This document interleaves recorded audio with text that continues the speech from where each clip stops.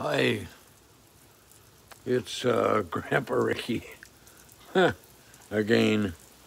Um, and my friend Olga asked me what inspires me. And this book inspires me.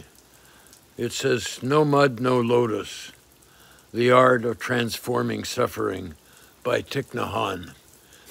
And I don't know, I wish I could send you all a copy, but I can't afford that. And perhaps I'm going to be breaking the law, but I want to read the book to you, a part at a time.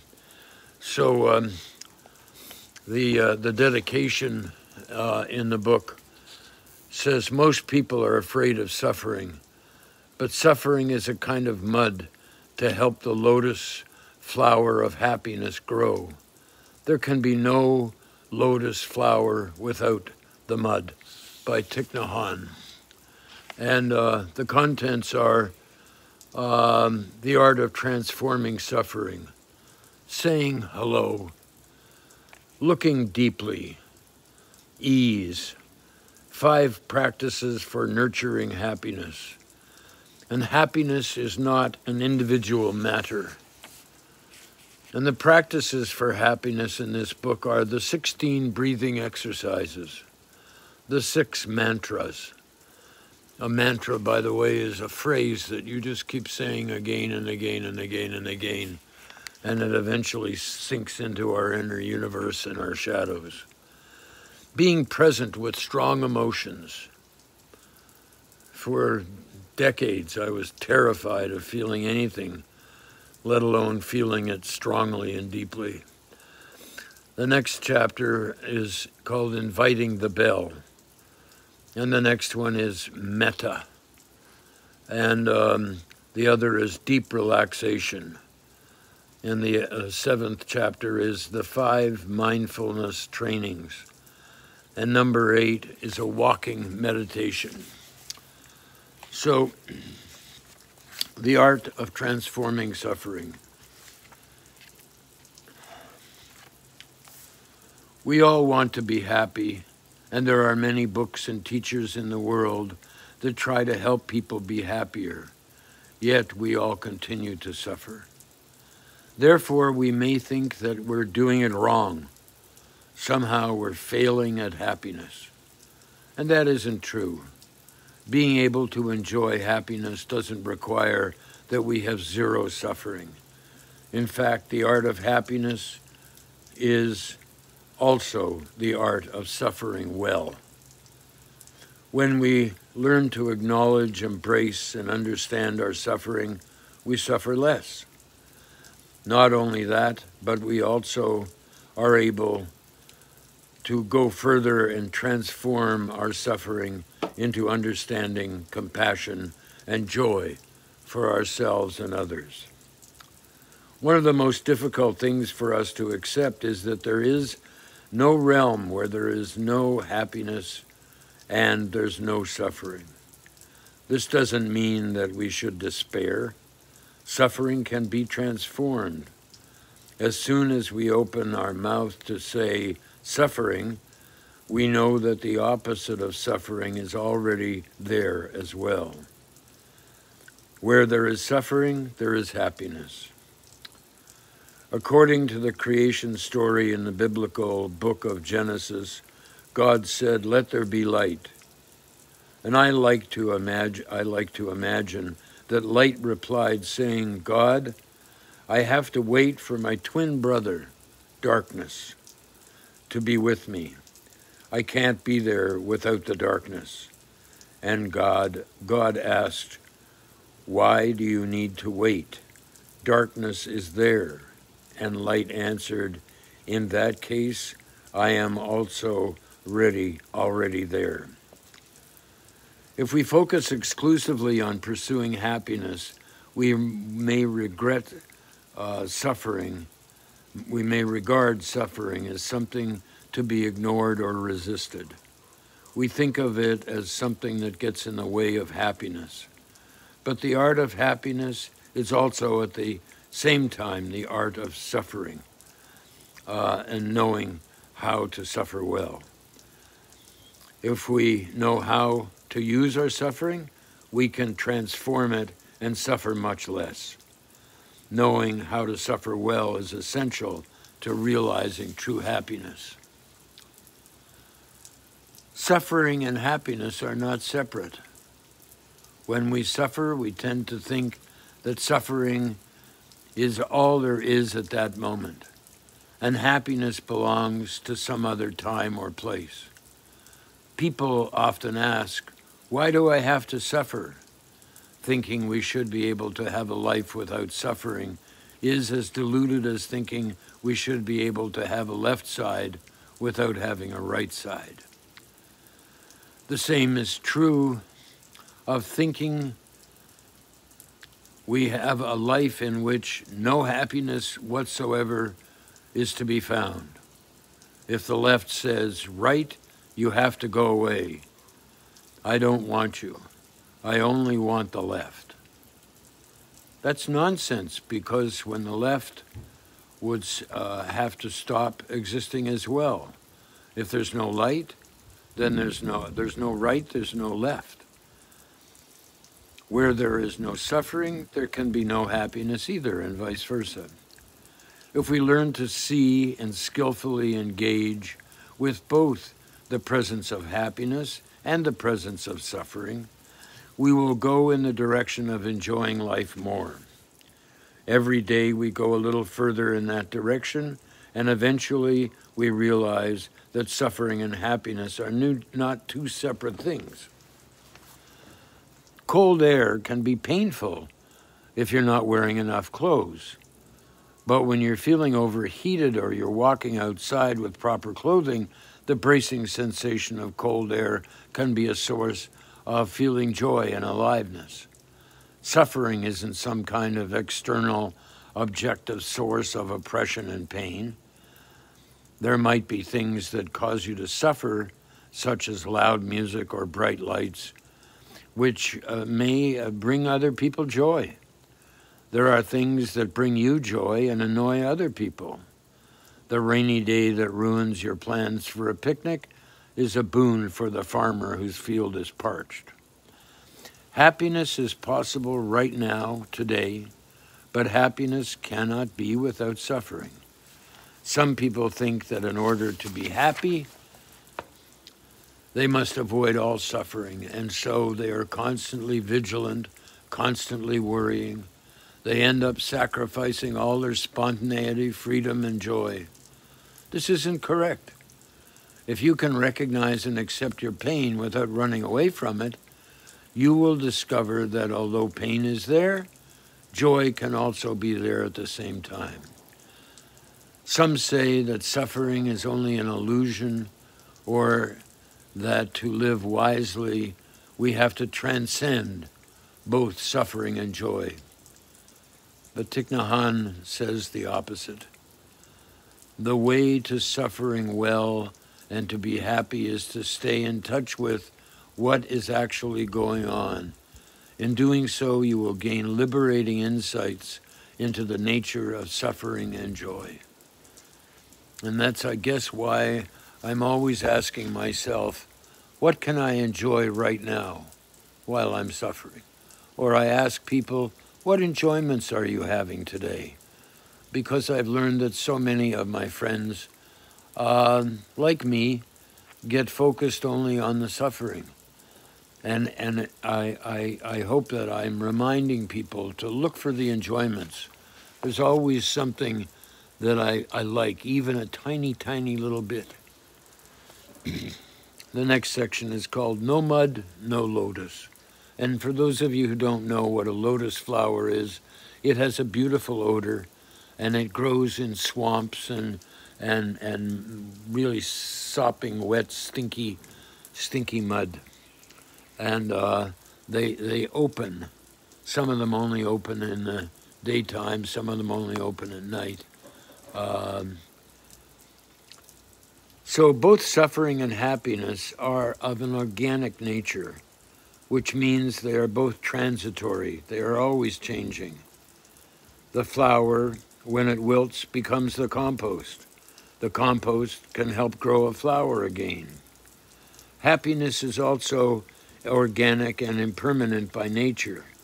It can become suffering, and suffering can become happiness again. If you look into a flower, you see that a flower is made only of non-flower elements. In fact, in that flower there is a cloud. And of course we know that a flower isn't a cloud, but without a cloud the flower can't be. If there's no cloud, there's no rain, and no flower can grow.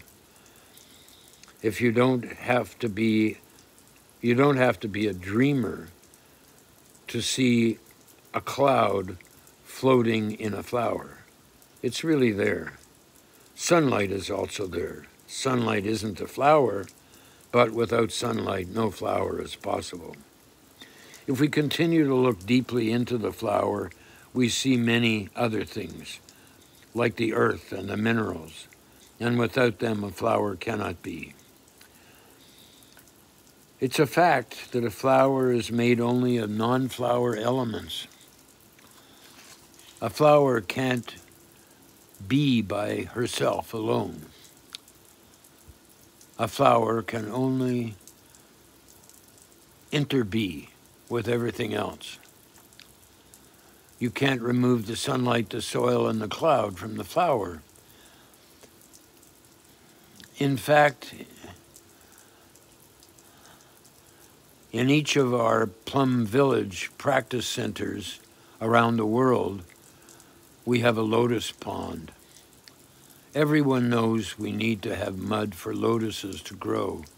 The mud doesn't smell so good, but the lotus flowers smells very good. If you don't have mud, the lotus can't manifest. You can't grow lotus flowers on marble. Without mud, there can be no lotus. And for those of you who don't know, Thich Nhat Hanh is a Buddhist monk, and the order that he was in Vietnam, in both North Vietnam and South Vietnam, there for a long time. And during the Vietnamese War, the monks were trying to be helpful to the people.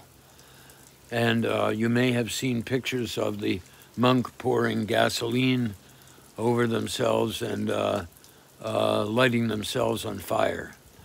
And few people seem to know that when a monk in South Vietnam burned himself or herself to death, then a monk in North Vietnam did exactly the same thing at the same time. And they were offering themselves as martyrs for peace and trying to help people realize the absolute stupidity of killing one another and taking advantage of one another. So he got banished from Vietnam, from the South and the North, and he went to all over the world and settled mainly in France. And he started a monastery there called Plum Village. And now little plum villages have started all over the world. And I don't know if Thich Nhat Hanh is still alive. I understand he had a stroke or a heart attack, and it's been very difficult for him. Some of his shadows have come out, and he's apparently very cranky sometimes. But the people in places where he is being cared for, they are very patient and tolerant with him. And they realize that's the best he can do. And they have compassion for him and for themselves when they get angry and when they suffer because of his unhappiness and his giving them a tough time. So let me continue. It is possible, of course, to get stuck in the mud of life. It's easy enough to notice mud all over you at times. The hardest thing to practice is not allowing yourself to be overwhelmed by despair. And that takes a lot of strength. Where you feel overwhelmed by despair, all you can see is suffering everywhere you look. You feel as if the worst thing is happening to you. But we must remember that suffering is a kind of mud that we need in order to generate joy and happiness. And without suffering, there's no happiness. So we shouldn't discriminate against the mud. We have to learn how to embrace and cuddle our own suffering and the suffering of the world with a lot of tenderness. And that includes the people who are angry right now about the virus times and about being locked up indoors and having people say, no, you can't do this and you can't do that and you can't do that. And people getting angry when other people come close to them. It's like, yep, that's how it is. And we have to be compassionate with ourselves and our reactions and compassionate with other people. We're all doing the best we can. And he continues, Thich Nhat Hanh continues, when I lived in Vietnam during the war, it was difficult to see our way through the dark and heavy mud. It seemed like the destruction would just go on and on forever. Every day people would ask me if I thought the war would end soon. And it was very difficult to answer because there was no end in sight. But I knew if I said, I don't know, that would only water their seeds of despair.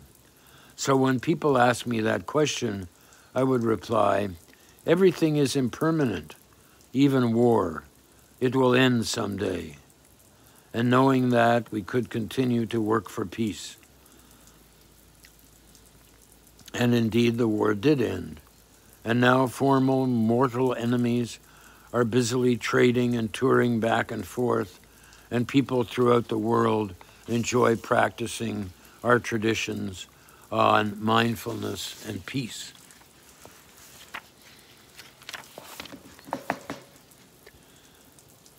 If you want to make good use of the mud, you can grow beautiful lotuses.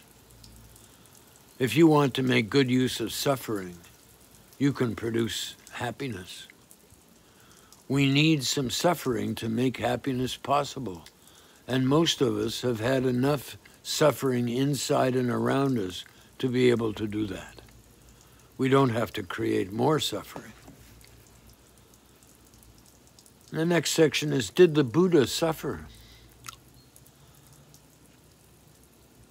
And I'm assuming that you know about Buddha, that Buddha was a rich kid and he was protected from the pain and suffering of the world. And when he was a teenager, he ran away from home, and he was just devastated by all the suffering that he had been protected from. And he wandered around trying to figure out what he could do about his own suffering and about the suffering of other people. And he tried all kinds of things, starving himself, living a very harsh life. And he learned to meditate. And while he was doing various kinds of meditation, he kind of woke up. He got over himself and his suffering and his attachment to happiness. And he discovered all kinds of things. And then he started talking about it with other people. And then people have taken his teachings and they've added to it and they've changed it so that it works for them. Like we have to with everything. I don't want anybody to try to be like me. I want them to be like, I want you, everybody, to be like you. There's only room in the world for one of each of us. And we're each so unique, and that's why I keep bugging about share what works for you. Now I've lost the bloody place here. When I was a young monk, I believed that the Buddha didn't suffer. Once he had become enlightened, he'd wakened up. Naively, I asked myself, what is the use of becoming Buddha if you continue to suffer?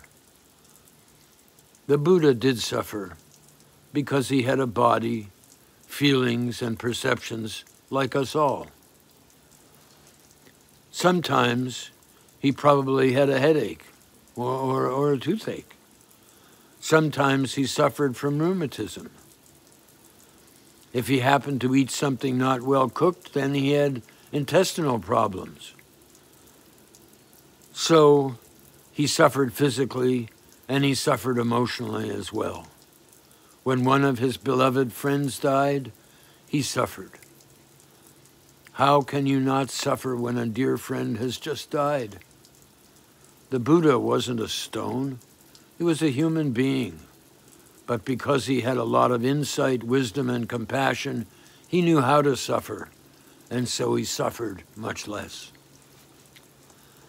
The Four Noble Truths. The very first teaching the Buddha gave after his enlightenment, and I don't like the word enlightenment, I like awakening, was about suffering. It's called the Four Noble Truths. The Buddha's Four Noble Truths are, there is suffering. There is a course of action that generates suffering, suffering diseases.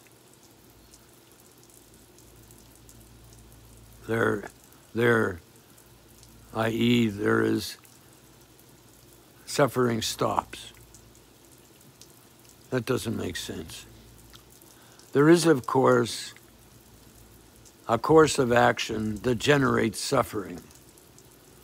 Suffering ceases, there is happiness, and there is, of course, action leading to the cessation of suffering, the arising of happiness. I hope you understand that. I got lost on it. I didn't do well on that, but anyway. When you first hear that suffering is a noble truth, you might wonder what's so noble about suffering. The Buddha was saying if we can suffer and recognize suffering, and if we embrace it and look deeply into its roots, then we will be able to let go of the habits that feed it, and at the same time find a way to happiness. Suffering has its beneficial aspects, and it can be an excellent teacher.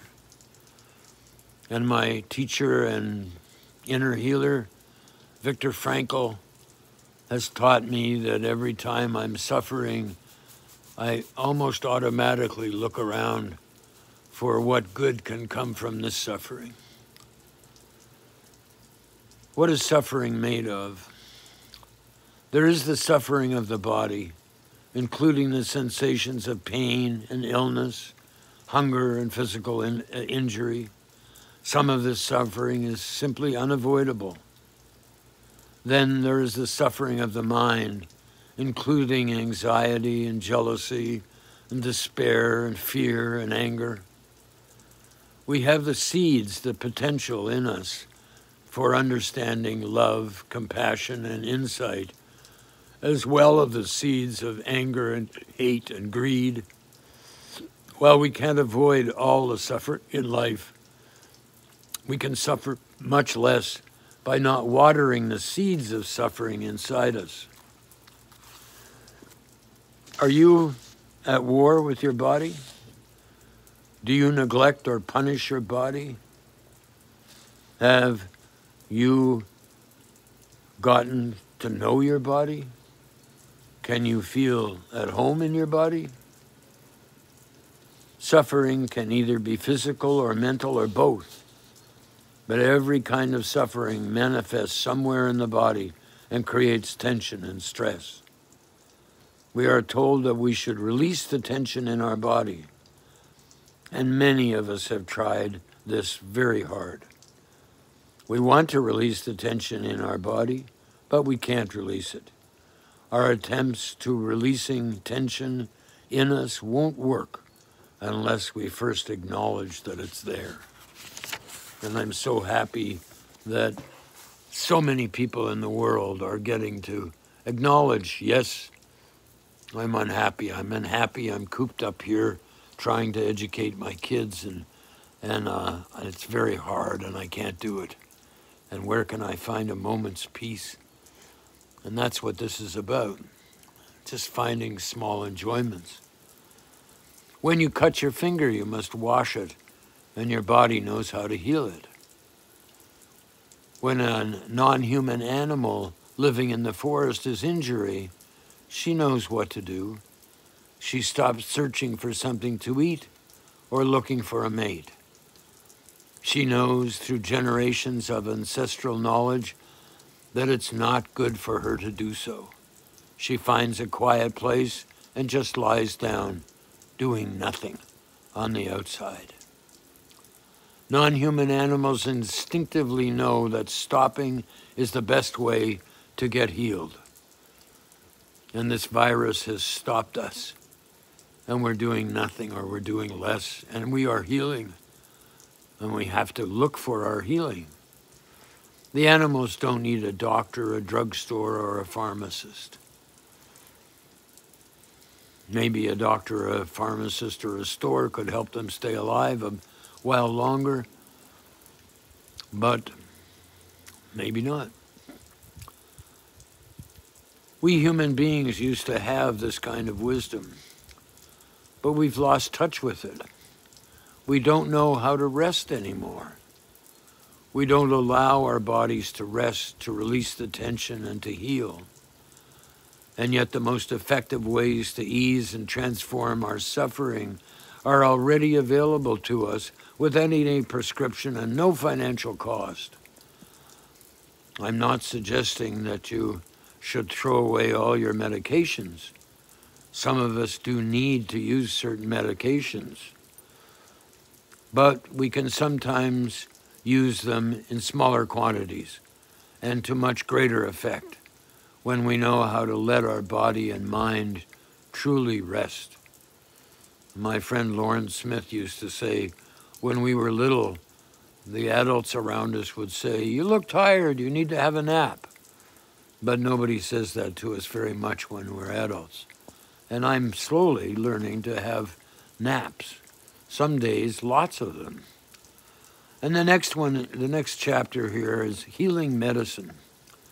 The main affliction of our modern civilization is that we don't know how to handle the suffering inside us, and we try to cover it up with all kinds of consumption. Retailers peddle a lot of classic and novel devices to help us cover up the suffering inside. But unless and until we're able to face our suffering, we can't be present and available to life, and happiness will continue to elude us. There are many people who have enormous suffering and don't know how to handle it. And for many people, it starts already at a very young age. So why don't schools teach young people the way to manage suffering? If a student is very unhappy, he can't concentrate and he can't learn. The suffering of us, each of us, affects all the others. The more we learn about the art of suffering well, the less suffering there will be in the world. And when I was a teacher and a school principal, I would get into trouble for spending time trying to help the children have an easier time with their suffering, to learn how to suffer. And I had noticed that when a kid is suffering and scared and anxious and sore, that had to be dealt with before the child could learn anything. And I worked in schools where most of the children were suffering physically, emotionally, socially, intellectually, spiritually. And I'm really happy that I did that, even though I got into a lot of trouble by not following the curriculum like the government wanted me to and like my superiors did. And I think it's much more important to teach children how to be present and what they like and what they don't like, and to be able to feel their suffering and feel their happiness really, really deeply, not pretending. So Thich Nhat Hanh continues, mindfulness is the best way to be with our suffering without being overwhelmed by it. Mindfulness is the capacity to dwell in the present moment and to know that what's happening in the here and now is what's happening in the here and now. For example, when we're lifting our two arms, we're conscious of the fact that we're shifting our arms. Our mind is with our lifting of our arms, and we don't think of the past or the future because lifting our arms is what's happening in the present moment. And sometimes I get so caught up in the present moment, I forget to even look at my messages and call people back. To be mindful means to be aware. It's the energy that knows what is happening in the present moment. Lifting our arms and knowing that we're lifting our arms, that's mindfulness. Mindfulness of our action. When we breathe in and we know we're breathing in, that's mindfulness. When we take a step and we know that the steps are taking place, we're mindful of our steps. Mindfulness is always mindfulness of something. It's energy that helps us be aware of what is happening right now and right here in our bodies and in our feelings, in our perceptions and all around us. With mindfulness, you can recognize the presence of the suffering in you and in the world. And it's with us with that same energy that you tenderly embrace the suffering by being aware of your in-breath and your out-breath. You generate the energy of mindfulness so you can continue to cradle the suffering. Practitioners of mindfulness can and support each other in recognizing, embracing, and transforming suffering.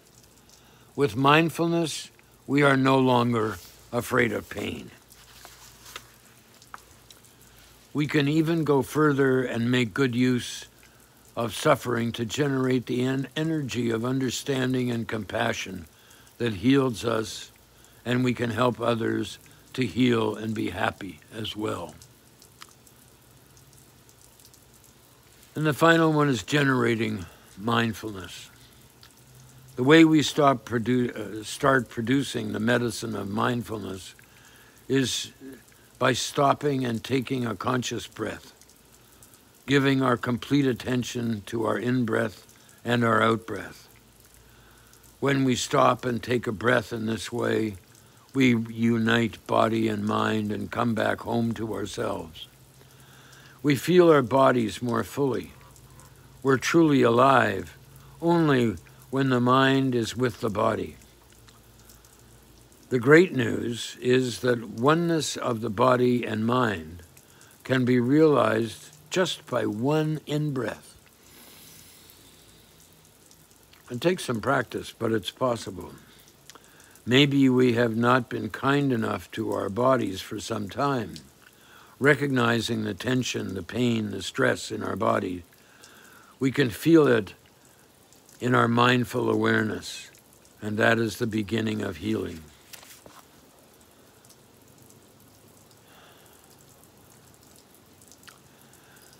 If we take care of the suffering inside us, we have more clarity, energy, and strength to help address the suffering, violence, poverty, and inequity, our loved ones, as well as the suffering in our communities and the world. If, however, we are preoccupied with the fear and despair in us, we can't remove the suffering of others. There is an art to suffering as well.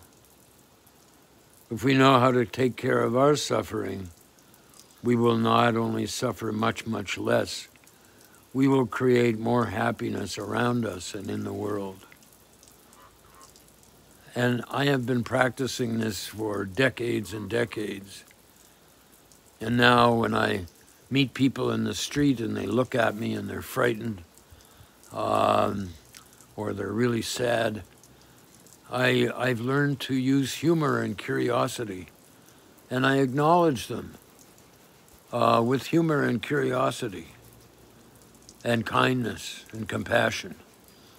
And, you know, I asked somebody who was pushing a walker with great difficulty, I looked at her and said, "Gee, do you get any speeding tickets with that thing?" And for some reason, she laughed, and we both laughed. And she knew that I had had to use a walker. And it's like whenever I see somebody coming towards me, I start talking to them.